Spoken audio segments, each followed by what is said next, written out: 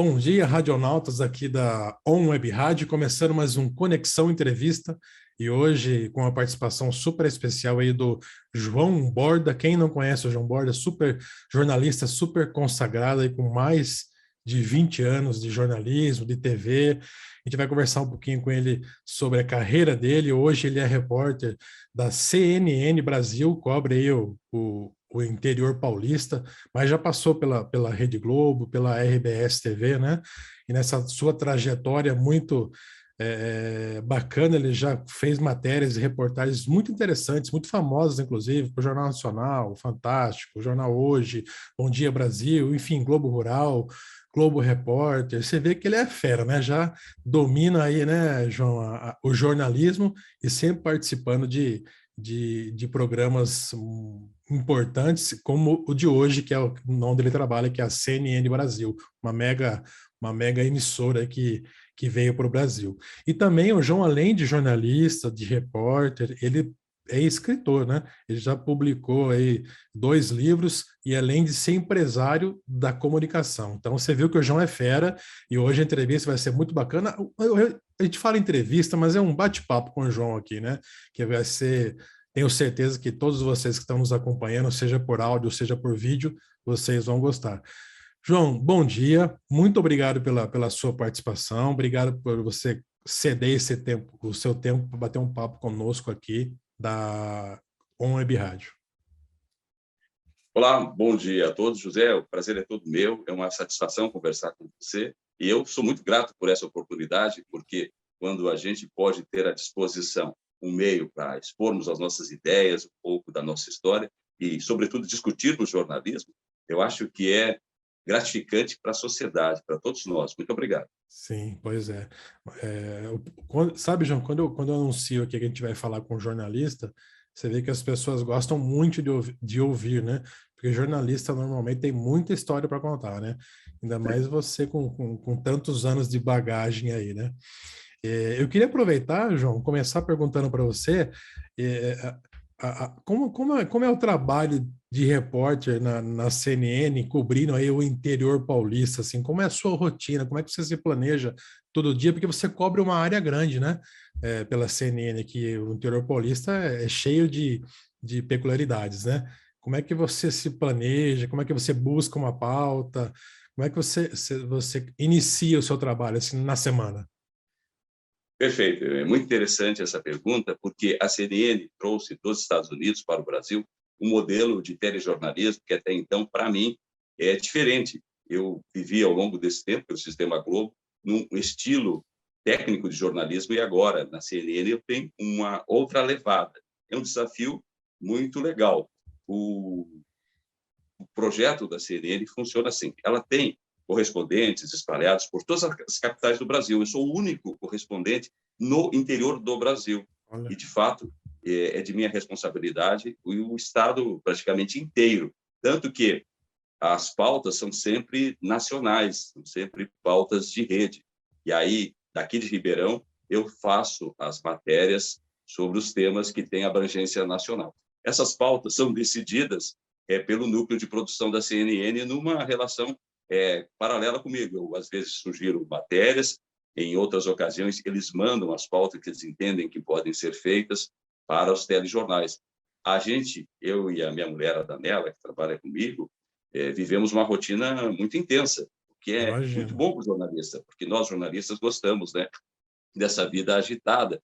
O exemplo disso é, há 2 semanas estávamos cobrindo a AgriShow para a CNN e logo na sequência nós fomos para a Exposibu em Uberaba. Então foi uma semana bem movimentada, mas interessante, porque a gente conseguiu mostrar para o Brasil e também para o mundo a maior feira de tecnologia, que é a AgriShow aqui em Sim. nossa cidade. Então é essa relação que a gente estabelece no dia a dia, combinando pela manhã as pautas que vão ser feitas durante o dia e que às vezes podem mudar por conta dos fatos que vão surgindo. Sim, é bem dinâmico, né, João, o teu trabalho. Como você falou, você muitas vezes planeja, né, uma rotina aí de matérias, daqui a pouco acontece algo do nada e você tem que mudar completamente o foco da reportagem, da matéria, às vezes da semana, né? É bem... Perfeito.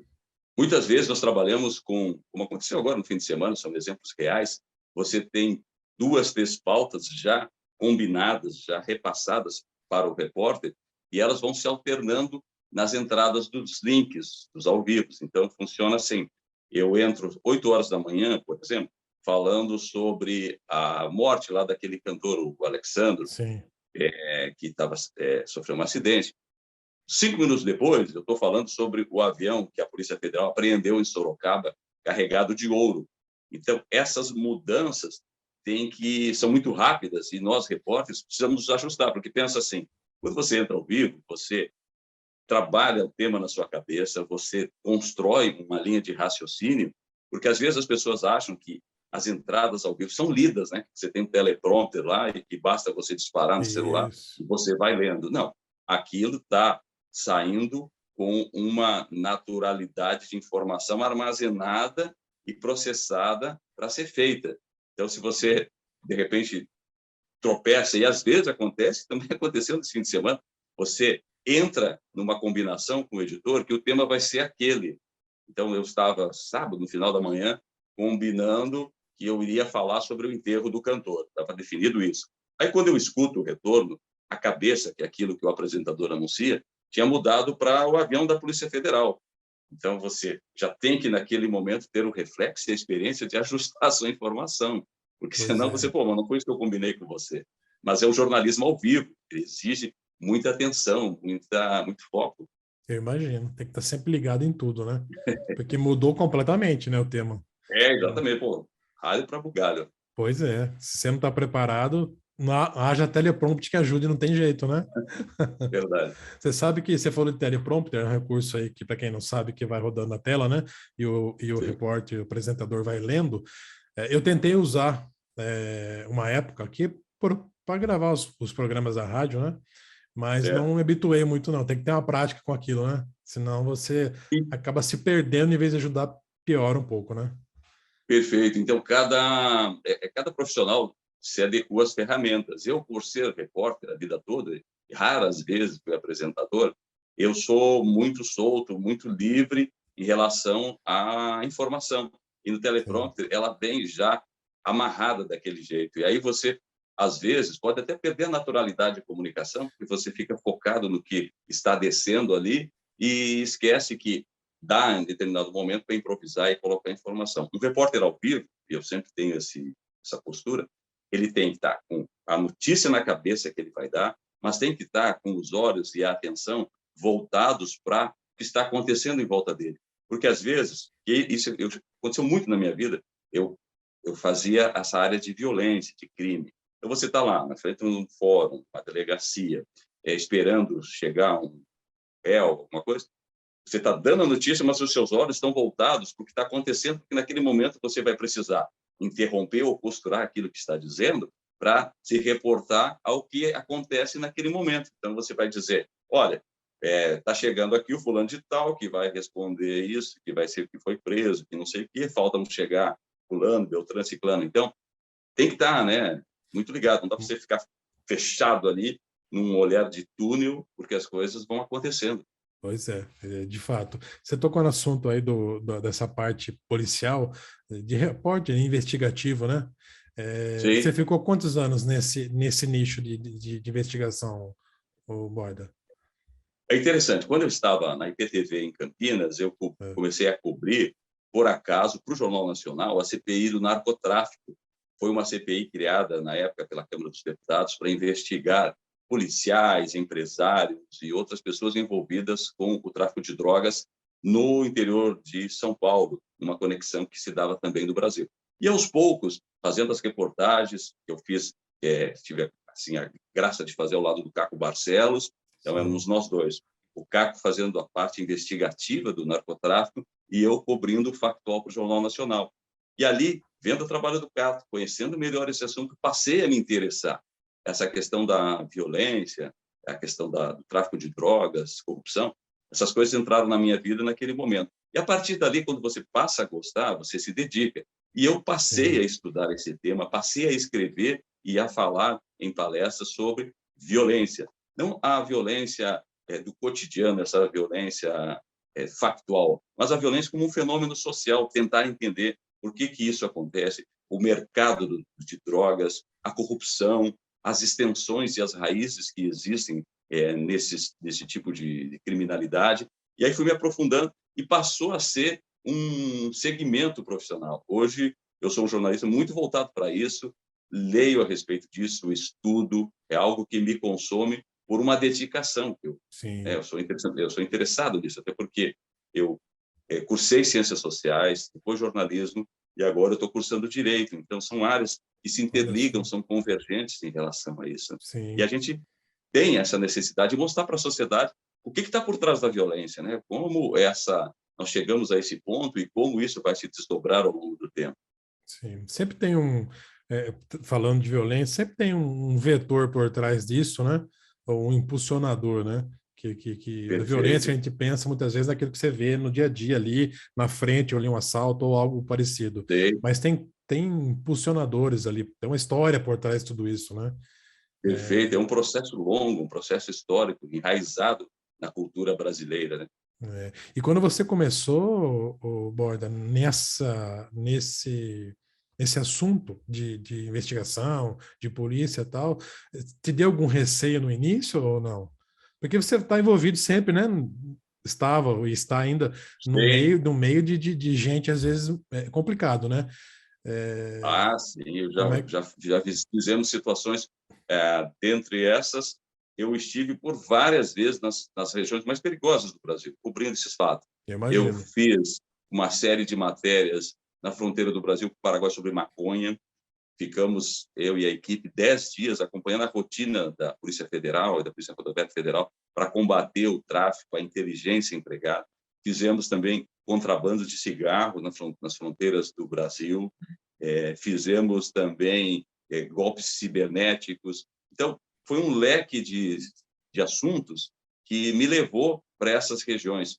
E aí, quando você faz uma operação com a polícia, você está sempre ali numa situação de fatos que podem acontecer, fatos inusitados, você não tem o controle absoluto, né? Então, mas de qualquer forma, algo que, quando você se dedica, você gosta, né? Aquela Sim, história. Por que um jornalista opta por cobrir uma área de violência e não escolhe uma outra que supostamente pode ser mais tranquila? É o sim, coração que manda. é E eu verdade. entendo que nós, jornalistas, temos, por razões tácitas e às vezes inexplicáveis, compromissos que desencadeiam toda essa paixão na gente. Eu imagino. É uma história bacana, né? Tem muita história para contar, né, Borda? Imagino eu, nesses anos O todos. jornalismo é rico nos bastidores, eu sempre comento isso quando faço palestras nas universidades. As pessoas conhecem o jornalismo pelo que a gente traz, né, pelo que a gente apresenta, mas o que fica oculto e que não vem à tona é mais precioso, é mais rico, né? É interessante por como as coisas acontecem. As pessoas têm uma curiosidade muito grande e sempre Sim, me perguntam como foi aquela reportagem, o que aconteceu? E aí eu conto e as pessoas não imaginam o quanto é rico sim. esse bastidor. Tem um contexto cheio de detalhes, né? Sim, Aliás, falando em contexto, normalmente uma matéria dessa ou uma entrada ao vivo tua, sobre qual assunto seja, normalmente você se preparou bastante, viu muita coisa sobre aquele assunto, mas você tem 15 segundos para falar, mais ou menos isso, né? Uma história às vezes complexa, né? isso, interessante, José. Essa pergunta é legal, porque as pessoas que estão do lado de cá não sabem como são combinadas as coisas com uma entrada ao vivo. Vamos lá, pegando a CNN como exemplo. Então, eu tenho um assunto previamente já combinado com o editor, em que ele vai me dizer, a cabeça, que é aquilo que o apresentador lê, vai dizer o seguinte: olha, a polícia apreendeu um avião em tal lugar que estava com ouro assim. E aí eu começo a contar toda a história numa previsão inicial de 2 minutos para falar. Mas, no meio do caminho, você pode ampliar esse tempo ou, às vezes, o que é até complicado, reduzir esse tempo. E você recebe a ordem do editor pelo ponto, dizendo: você ganhou mais 30 segundos, reduz, você encerra. Essa é a coisa mais desesperadora, porque você me pede para falar, fala aí sobre tal coisa. Aí eu começo a falar, encerra. Então, e eu não posso devolver para vocês tão secamente quanto você me pediu, né? Eu não posso falar assim, tá bom, vou parar.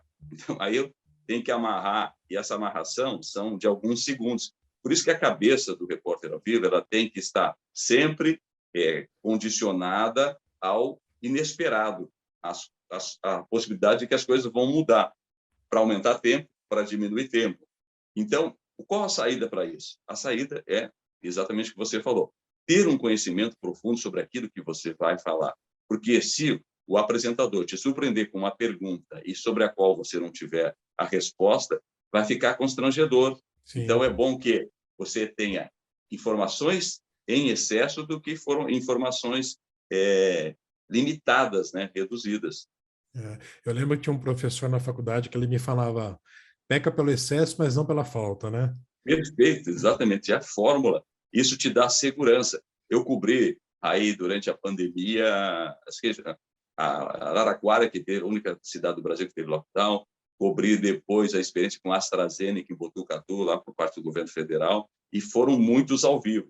E naquela época, a gente estava em meio a uma situação tumultuada, por todas as razões que nos conhecemos, Sim. e as entradas ao vivo geralmente eram longas e eram frequentes e cercadas de questionamentos. Por exemplo, aqui em Serrana, o Projeto S, aí o apresentador me perguntava lá, mas o que existe já de concreto em relação a resultado dessa campanha de vacinação? Quantas pessoas vacinadas? O que aconteceu quando a vacina foi aplicada? Então, nós, jornalistas, nós somos generalistas, nós somos a ponte entre a fonte da informação e o meio para que as pessoas possam compreender os fatos. Cabe a gente destrinchá-los de tal forma que as pessoas possam entender. Nós não somos os técnicos, nós não somos, longe disso, os profissionais ali da pesquisa, mas tem que fazer essa tradução, né? Sim, você tem que... Você falou bem uma palavra interessante, tradução, né? Porque para que as pessoas, todo mundo entenda, né? Porque você está falando ali, tá, tem um diretor, tem um Isso. jornalista, tem um locutor, tem vários níveis de pessoas, de formas de compreender. Então, você tem que falar uma língua ou se expressar de uma forma que todo mundo entenda, né? É uma Perfeito, habilidade isso, encontrar o né? meio termo, né? Muito para cima é arrogância. Então, olha Exato. como eu sei, domino e dou um show de informação. É ser arrogante. Muito para baixo é você reduzir ou diminuir a capacidade de compreensão das pessoas. Aí fica aquele tom professoral que ninguém gosta de ouvir, né? Olha, Exato. eu vou explicar para você que você não entende. É diminuir as pessoas. Então, o jornalista tem que ter, sobretudo, o respeito e o compromisso de que a informação seja eficiente, que a comunicação se estabeleça, porque a comunicação só ocorre quando ela é compreendida pelo outro. Eu posso achar Exato. que a minha comunicação é eficiente, mas ela não faz sentido para muitas pessoas. É verdade. Tem que ter esse dosador aí, né? Mas para você, Exato. com 20 e poucos anos de experiência, isso aí é tira de letra, né? Isso é comum, isso faz parte do teu dia a dia, né? A gente vai aperfeiçoando. Sim, é verdade. Ô, João, você comentou no início do nosso bate-papo a AgriShow, que aconteceu aqui em Ribeirão semana passada, se não me engano, ou retrasada, né? Algo assim. Retrasado. Retrasada, é. E movimenta muito a cidade, né? Eu vi, se não me engano, em algum lugar aí que tinha aproximadamente 200 mil pessoas. Não sei se é exatamente isso que tinha. E você cobriu a semana toda, né? Como é para você, como jornalista, estar representando a CNN no Brasil, no interior de São Paulo, que é um estado extremamente importante, e cobrindo ainda a maior feira de agropecuária. É do mundo ou do Brasil, João?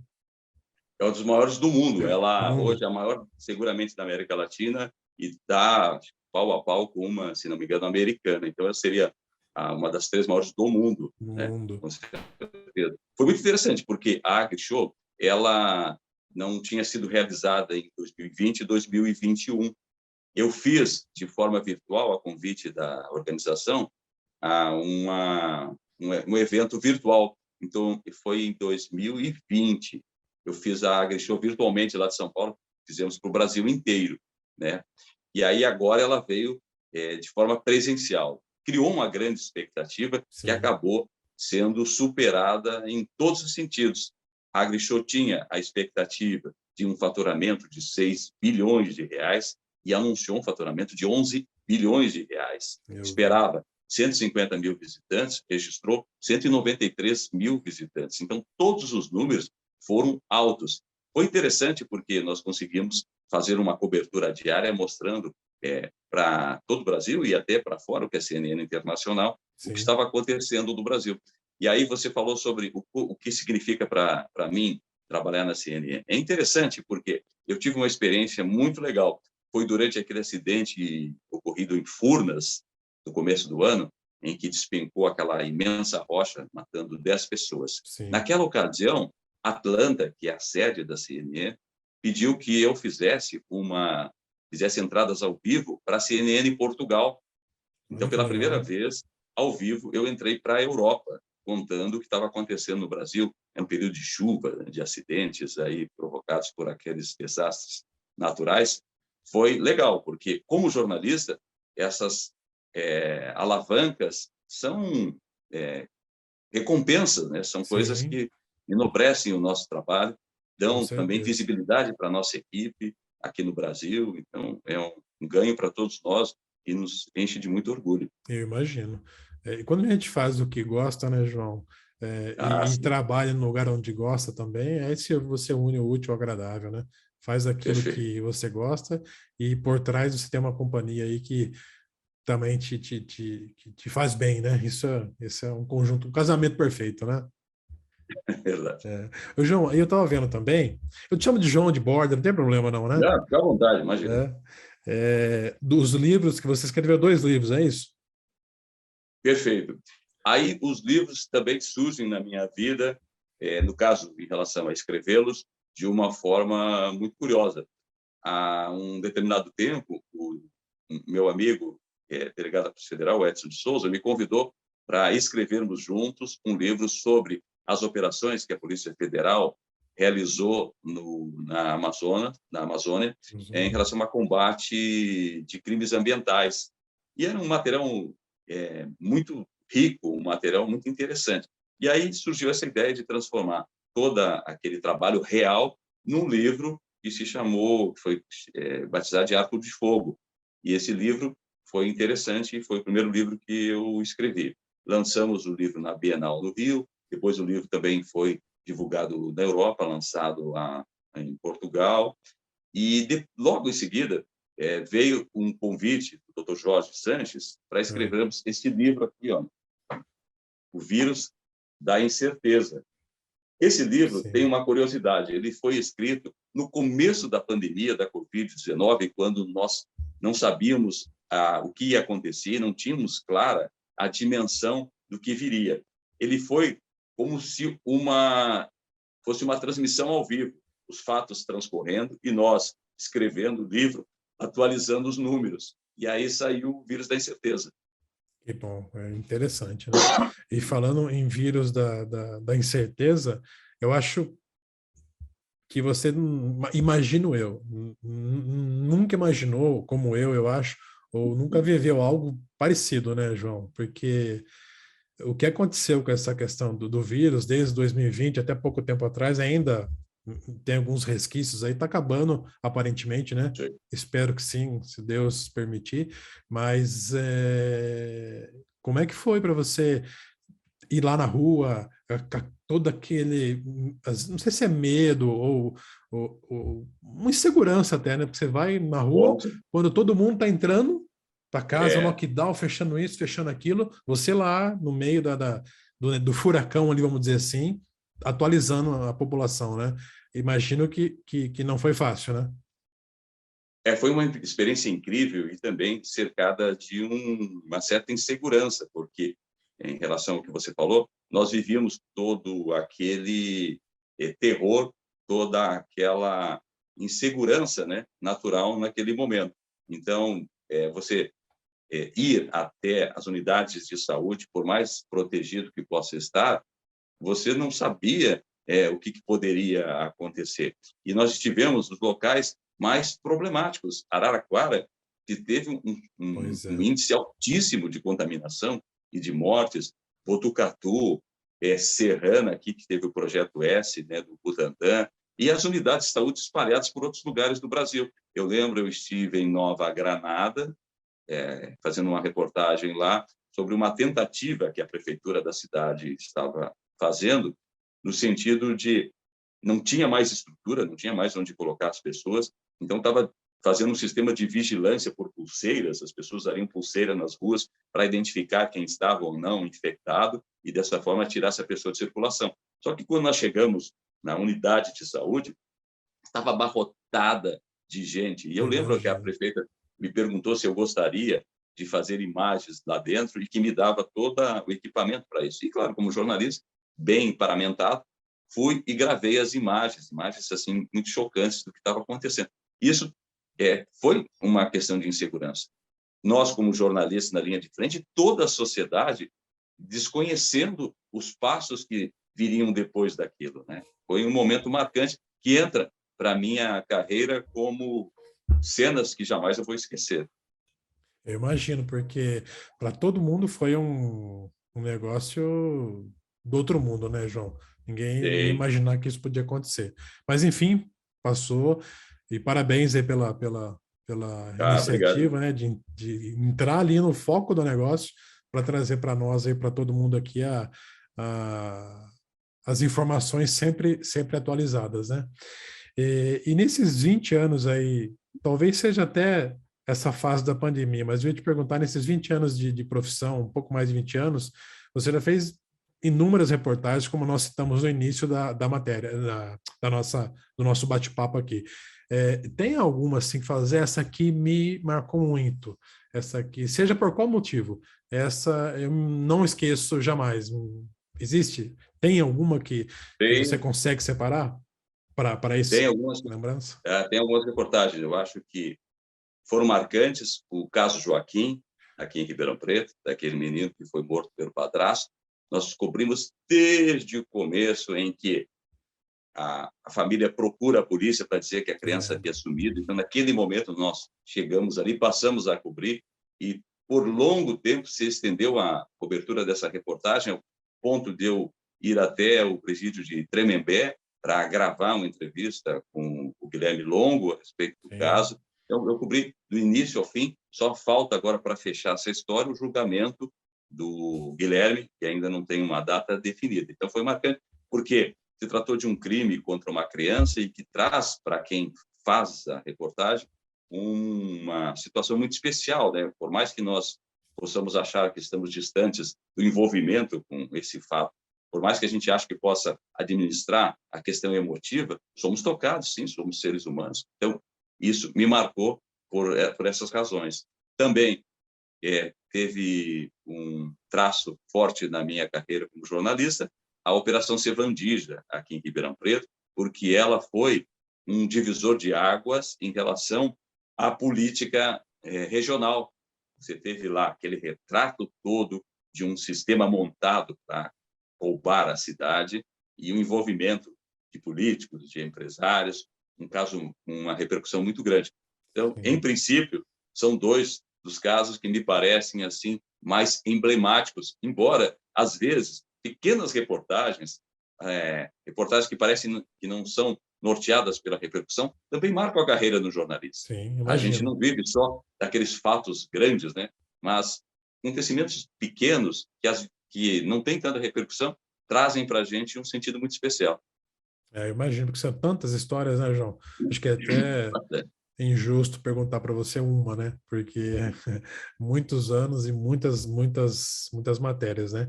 E você também, João, além de trabalhar com jornalismo, como repórter, você trabalha com comunicação, né? Você dá palestras, você é empresário da comunicação, né? Como é que surgiu isso na tua vida? Assim, vou abrir esse leque aí para poder compartilhar com as pessoas aquilo que eu sei.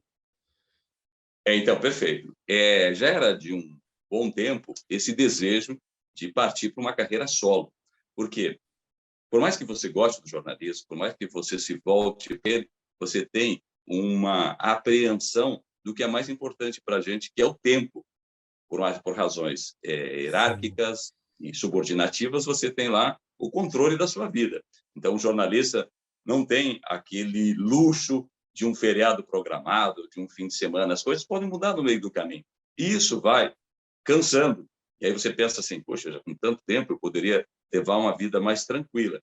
Para levar uma vida mais tranquila, você precisa buscar um empreendimento. E foi o que eu fiz. Comecei já, há um certo tempo, a desenhar algumas possibilidades de negócio que, graças a Deus, felizmente, já estão entrando nos trilhos, já começam a surtir resultado. Nós montamos uma editora que vai fazer todo o processo. Antes, eu escrevia os livros, ou escrevo ainda. Agora, a ideia é já entregar o livro pronto para o cliente. Nós já estamos fechando contratos, isso é legal. A gente quer estar dando passo para ser uma produtora de conteúdo. O que é uma produtora de conteúdo? Nós podemos produzir aqui, podemos nos transformar numa usina de produção de reportagens especiais para serem vinculadas em canais de TV espalhados pelo Brasil. Então, produzir conteúdo é caro e exige uma equipe. Então, você pensa, você tem uma emissora de TV, seja grande ou uma emissora pequena, média, você precisa ter reportagem. Para produzir reportagem, você precisa ter uma equipe de reportagem, repórteres, cinegrafistas, editores, operadores. Isso é caro. Talvez, se eu puder produzir isso para você, você pode ter um produto com uma qualidade que a gente garante, com um custo assim, muito menor. Então, essa é uma das razões. E a outra que nós já havíamos ensaiado há um certo tempo, eu não consegui ainda, por razões de tempo, é colocar no ar um portal de notícias focado para essas questões que nortearam a minha vida. Corrupção, violência, segmentado nesse debate que eu acho que tem um apelo muito grande no Brasil. As pessoas querem entender isso que nós falamos. Por que somos violentos? Por que somos um país marcado pela corrupção? O que explica, ao longo do tempo, essa nossa índole? De fato, parabéns pela iniciativa. Obrigado. Eu acho que todo mundo carece aí de informação, carece de preparo, Eu imagino você falando, você estava falando, estava imaginando aqui o custo de manter uma emissora, por exemplo. Além de pessoas, os equipamentos são caros, né? Exatamente. Então, tem todo um conjunto por trás aí, como você disse, que acaba, às vezes, inviabilizando, né? Os mais pequenos, muitas vezes, não conseguem fazer pelo custo. Isso, exatamente. Você pensa muitas vezes, eu gostaria de ter a minha emissora de TV. E hoje, ter uma emissora de TV é muito fácil. Você tem os canais, você tem o YouTube explodindo. O Brasil é hoje o país que mais consome vídeo no mundo. E o YouTube sinaliza para o futuro uma mudança muito grande em relação ao que a gente até então entendia como sendo uma emissora de TV. Então, de uma forma muito assim rápida e objetiva, todo mundo vai poder ter seu canal de televisão. Ok. Agora, ter um canal de televisão não significa que você disponibiliza dos meios para produzi-lo, para executá-lo. Você precisa ter conteúdo. Mas com o celular eu produzo conteúdo. Mas se você quiser um conteúdo mais profundo, mais detalhado, você vai ter que investir em equipamento, você vai ter que ter equipe.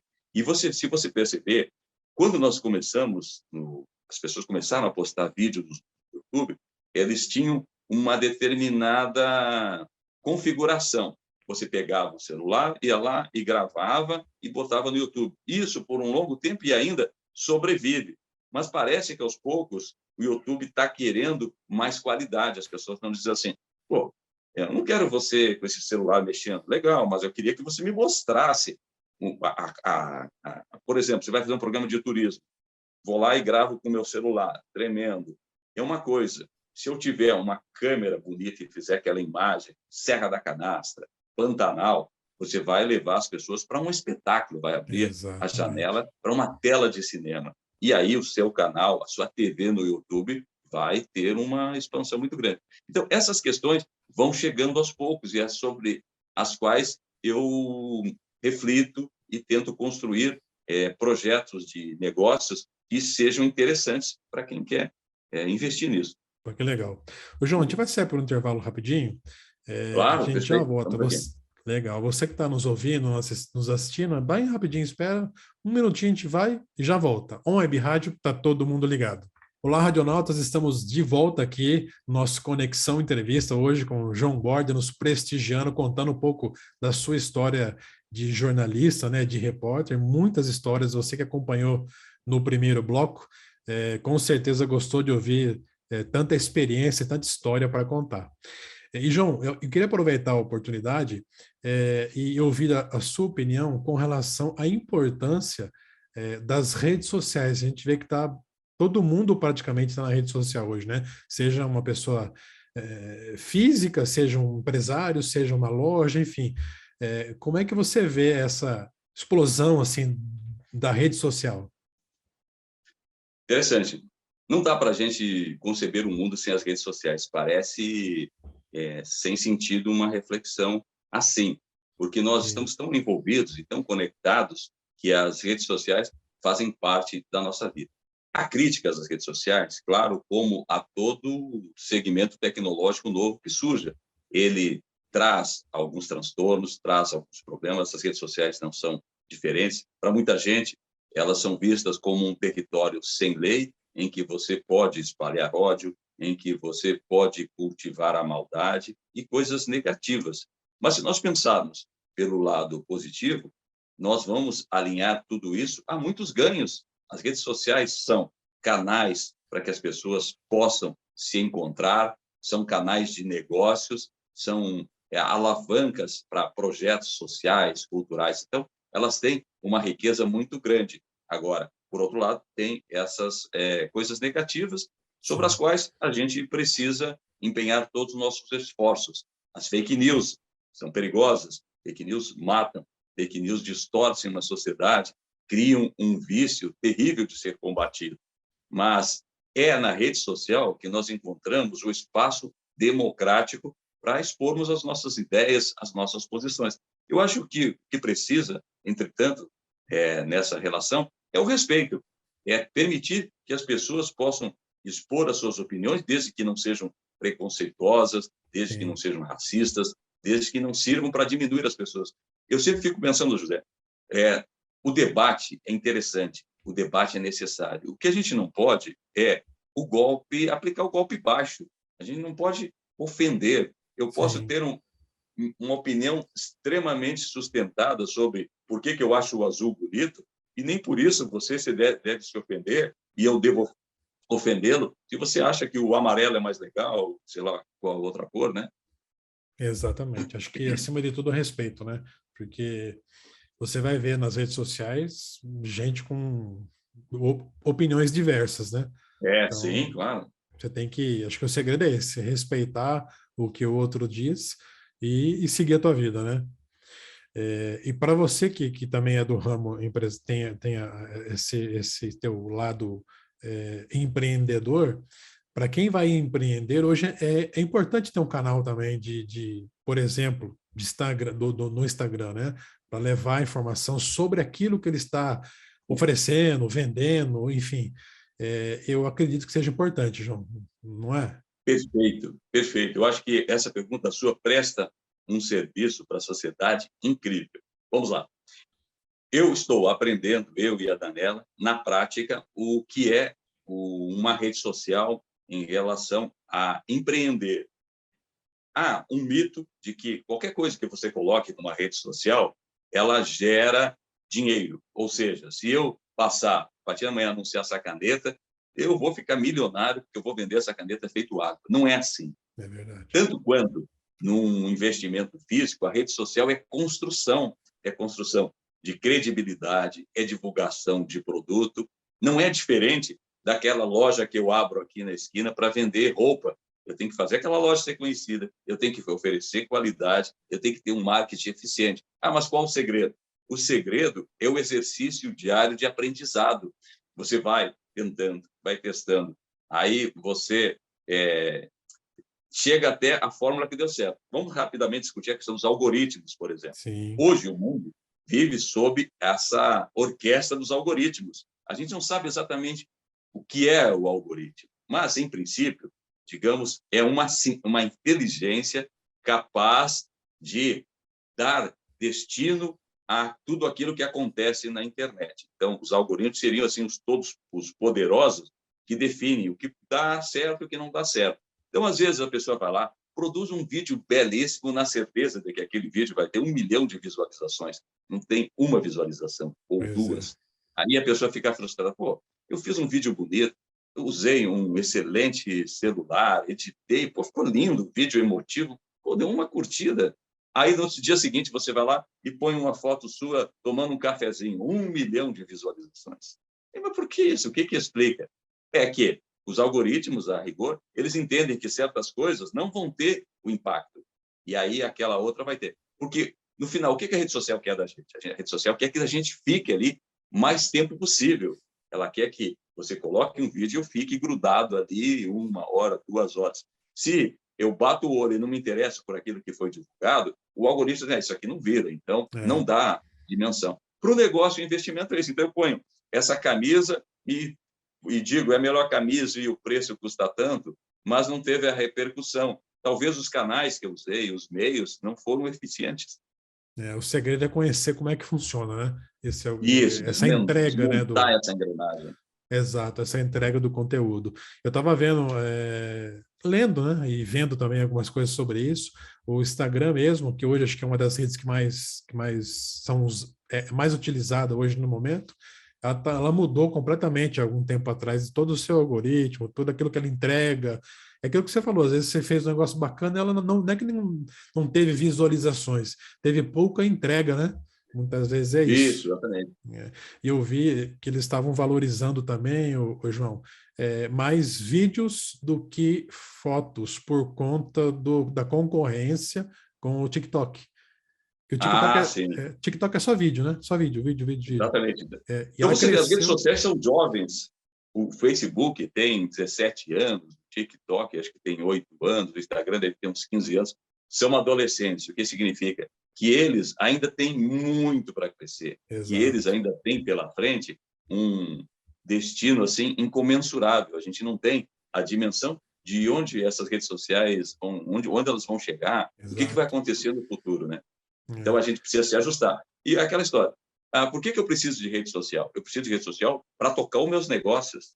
Eu preciso, porque é ali que eu vou sustentar as minhas propostas de empreendedorismo. Então, qualquer pessoa, por mais que ela ache que o produto dela não deve ir para a rede social, tem que ir. Então, eu abri uma lanchonete pequena e estou vendendo lanche lá. Tá? Coloca nas redes sociais, faz uma foto bonita, faz um material interessante.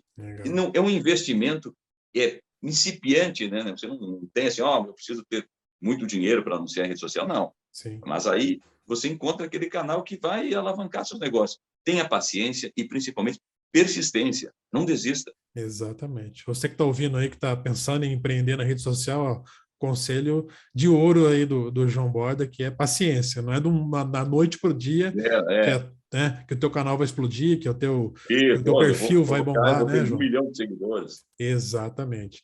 É muito suor aí, muita produção, né, João? De qualidade, sem dúvida nenhuma. E paciência, né? Hoje, nas nossas redes sociais, a Daniela cuida, ela domina muito mais do que eu, e ela tem uma inteligência para isso. Legal. E, graças a Deus, a gente está conseguindo, evoluindo, nós estamos a cada dia aumentando o número de pessoas. E a questão, só para amarrar, Zé, é a questão da autenticidade.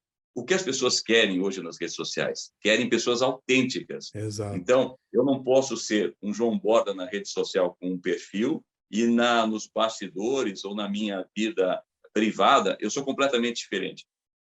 Do jeito que as pessoas nos veem na rede social, nós somos. Então, você as pessoas não vão perceber um dia, o cara é um malandrão ali, um cara que desrespeita as pessoas, da rede social posa de bom moço, de uma boa pessoa, sim, mas na vida privada é um escroto. Tal. Não, você não sim, pode.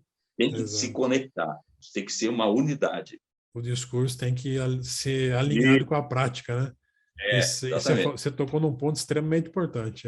Não dá para querer ser o legal, o bonzinho, o prestativo ali na rede social, né? E pessoalmente ser uma pessoa que ninguém quer ficar perto. Não é? É bem por aí. É E verdade. falando em rede social, João, só encerrando, agradeço muito, já indo partindo para o encerramento da nossa entrevista, eu vou deixar para vocês, nossos radionautas, aqui no finalzinho da entrevista, eu vou colocar o perfil do João Borda para você seguir aí no Instagram. Eu sigo ele no Instagram, tem muita coisa bacana ali, muita informação, muita publicação de alto nível mesmo. Você imagina, né? João Borda, com tanta experiência, o nível é alto das suas publicações. E para você seguir, pega o teu telefone, segue lá e acompanha o João Borda e a Daniela, que está sempre com ele, né, João? Ah, sim. É o casal Conexão. Conexão, pronto. E acompanha eles que você vai ter aí, com certeza, um conteúdo de qualidade, um conteúdo genuíno e sem fake news, né? Como você disse, algo nocivo, né? O próprio Perfeito. nome do João Bode já traz sem querer rasgar seda para o João, que ele não precisa disso, mas o próprio nome dele já diz tudo, né? A experiência que ele tem de TV, a confiabilidade que ele tem do público, né? E dos amigos jornalistas aí, já fala por si só e dispensa qualquer tipo de comentário. João, eu queria muito agradecer o teu tempo, viu? Eu sei que você está sempre corrido aí, sempre com pautas aí para poder seguir, fazer as suas reportagens aí, e você gentilmente, junto com a Daniela, agendou esse horáriozinho para a gente poder bater um papo. Foi um grande prazer para mim conversar com você, conhecê-lo, e nós aqui da Web Rádio estamos à sua disposição, viu? Sempre à sua disposição. Conte com a gente. Zé, eu que agradeço, porque essa oportunidade é de ouro. Então, não é você que tem que agradecer. Somos nós, muito obrigado, porque você abriu as portas para que nós pudéssemos transmitir a nossa percepção sobre jornalismo, sobre sociedade, rede social. Então, é muito legal, eu fico muito feliz e muito honrado e também me coloco à disposição para quando você precisar de alguma coisa, é só você nos dar um toque aí que nós estamos aqui. Legal, muito obrigado, viu? E para você que Obrigado. está nos acompanhando, chegamos ao final do programa. Semana que vem tem mais. Agradeço muito a audiência de vocês. E On Web Rádio, está todo mundo ligado. E até semana que vem.